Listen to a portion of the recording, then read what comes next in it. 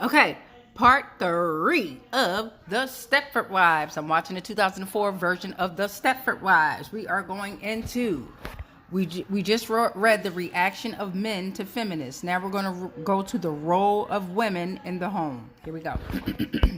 There are many, and it's July 21st, 2025. It's 2:17 p.m. I am being consistent with my making at least one video, one short, one live, one post for the month of July, celebrating my solar return, July 23rd, and all the Leos. Roar, roar, roar. Here we go.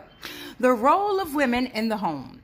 There are many feminist themes in the Stepford Wives. The novel tackles the role of women in the nuclear family and the control they have over their bodies by allowing the readers to observe what happens in Stepford when Joanna moves in. Before the women in Stepford turned into lifeless, docile robots, they were avid activists and successful career women who had lives outside of being a wife. However, the men in Stepford were opposed to this, turning their wives into robots and reducing their only purposes in life down to serving their husbands. Stick with me. Consent. The theme is tackled in the Stepford Wives franchise. The reason why the men in Stepford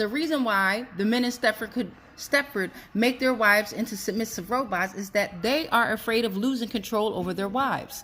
The similarity between sex robots and the women in Stepford is that they are both lifeless and docile. Hence, the men do not need consent in order to fulfill their sexual desire. Adaptations.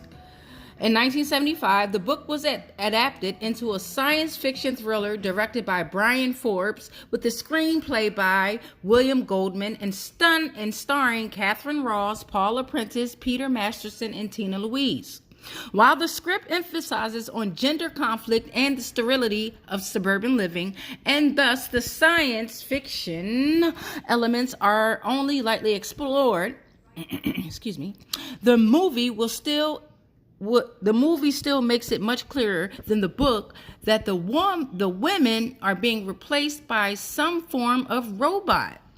Goldman's treatment of the book differed from that of Forbes. With the robots closer to an idealized Playboy bunny, it has been claimed that the look was scrapped by Forbes' actress wife, Nanette Newman, was cast out of one of the town's residents. Stick with me, you're almost there. A 1980 television sequel was titled Revenge of the Stepford Wives. In this film, instead of being androids, the wives underwent a brainwashing procedure and then took pills